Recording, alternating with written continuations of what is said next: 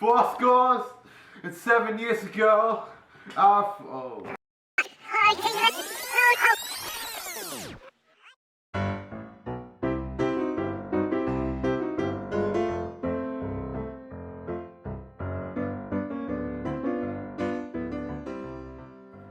So welcome to the very first episode of Cooking with the Man in the Tall Hat. My name is Abraham Lincoln, also known as the guy inside the tall hat, also known as the guy who is your president of the United States of America.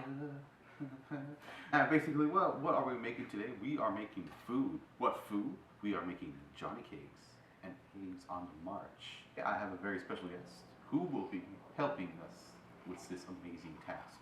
Don't take him for granted because you know why? Because he's generally, he always uses S Grant. Sup, Lincoln, need help? Sure, man. Whoa, sorry I'm late. I was busy marching on the sea. Hey, Will! How's it going? Yeah,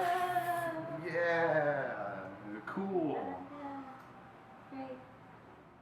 Ulysses S. Grant was the commanding general of the United States Army.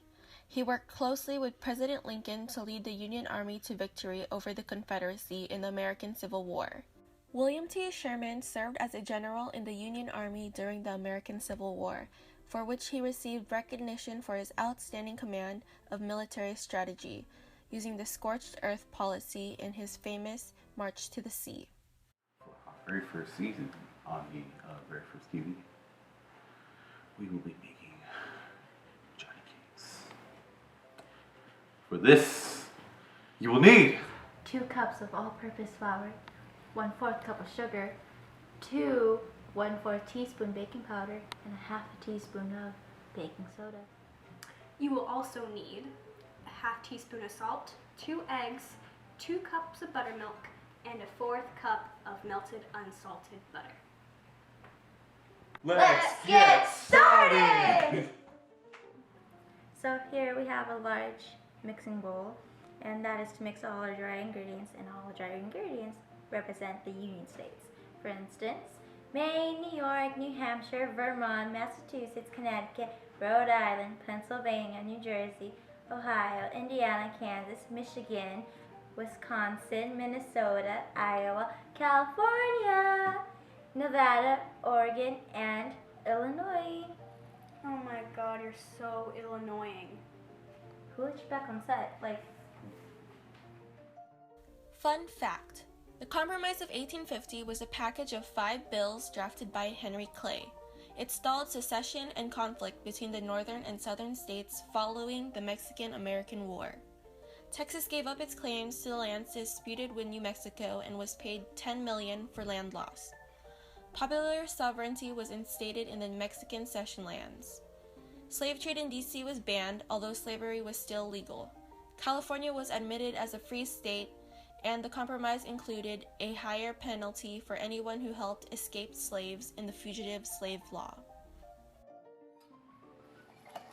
Sherman, Mr. Peabody's looking for you. He is! Alright, now that she's gone, we're going to, once this is all mixed together, we're going to combine all the wet ingredients in a separate bowl. By we, I mean you. Me? Yes, you. Yes, sir. As I was saying, these represent the Confederate States: Virginia, North and South Carolina, Georgia, Florida, Tennessee, Alabama, Mississippi, Louisiana, Arkansas, and Texas. The Kansas-Nebraska Act was passed in 1854. It allowed people in the territories of Kansas and Nebraska to decide for themselves whether or not to allow slavery within their borders. Now it's time to declare war. Here we have the dry union filled with righteous Americanism. And here we have the Confederacy filled with trash and slavery and more trash. Yes. Who will win? Okay. Come on, Union. You can do this. The Civil War was fought from 1861 to 1865 to determine the survival of the Union or independence for the Confederacy over the primary issue on slavery. The Confederacy were defeated and the Union took victory. Alright, let's make the Johnny cakes.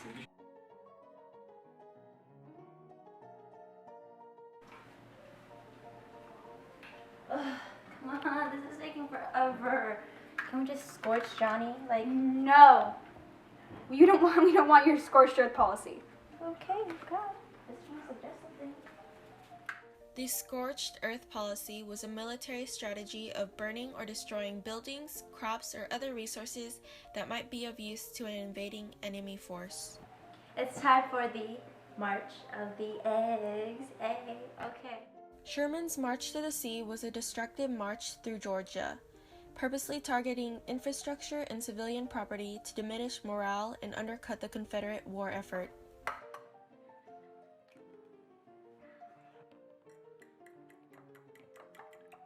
I, President Lincoln, shall free thy eggs with the Emancipation Proclamation. Look at all them free eggs. The Emancipation Proclamation was issued by Lincoln on January 1, 1863. It changed the federal legal status of more than 3 million enslaved persons in the designated areas of the South from slave to free.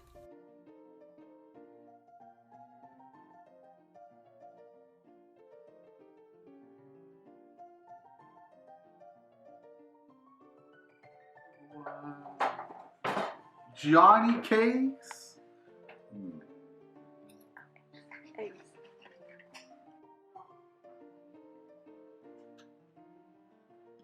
Whoa. Eggs on the march.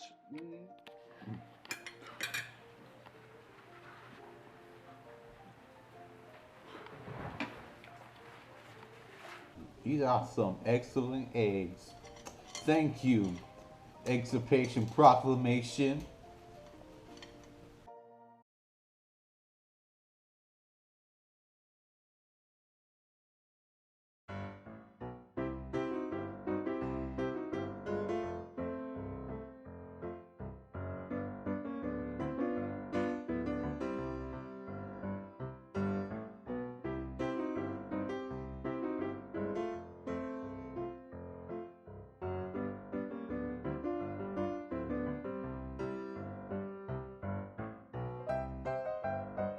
He's manning the camera.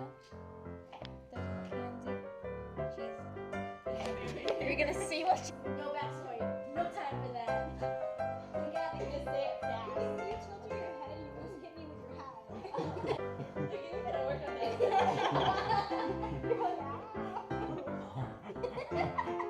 Don't drown me out. Sorry, Joblin. And then like, I'm gonna give it a look of annoyance. Mom.